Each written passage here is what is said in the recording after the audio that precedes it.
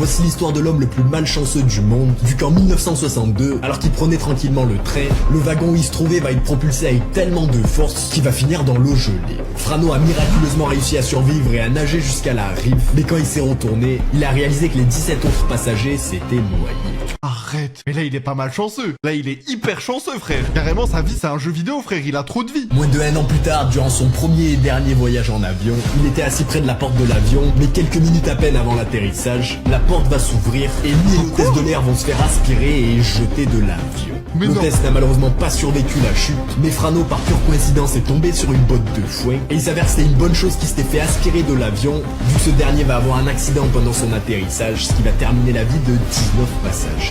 Déjà, le frérot, il fait un MLG Minecraft en mettant une botte de foin sous lui pour l'atterrissage. GG Wallplay. Et en plus de ça, l'avion dans lequel il était, il se crache après. Non mais frère, c'est trop une dinguerie. Vu qu'il avait eu de si mauvaises expériences avec les avions et les trains, 3 ans plus tard, il a décidé de prendre le bus. Mais ce dernier va glisser d'un pont et va tomber dans une rivière, terminant la vie de 4 passagers, mais pas Frano.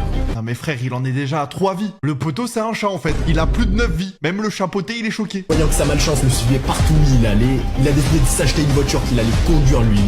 Mais pendant qu'il était seul sur l'autoroute, de la fumée va commencer à sortir du moteur, et il a à peine eu le temps de sortir pour vérifier que la voiture va exploser, carbonisant tout ce qui se trouvait à l'intérieur et blessant légèrement Frano.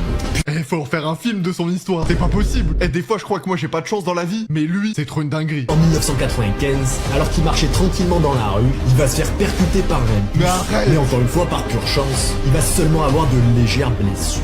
Mais là, je sais pas si c'est de la chance ou de la malchance. Parce que le mec, il survit à chaque fois. Et c'est toujours pas fini parce que moins d'1 an plus tard, alors qu'il conduisait dans la montagne, un bus des Nations Unies va rentrer dans sa voiture, la poussant par-dessus la faille. Ah, mais là, il peut pas survivre. À moins qu'il soit immortel comme Deadpool. Mais là, y a aucune chance. Mais encore une fois, par pure chance, il est sorti pile au dernier moment, et par pure coïncidence, il est tombé sur un arbre qui va lui sauver la vie. Je sais pas ce que ce mec a fait au karma, mais à mon avis, il devait pas faire des choses bien dans sa vie. C'est pas possible.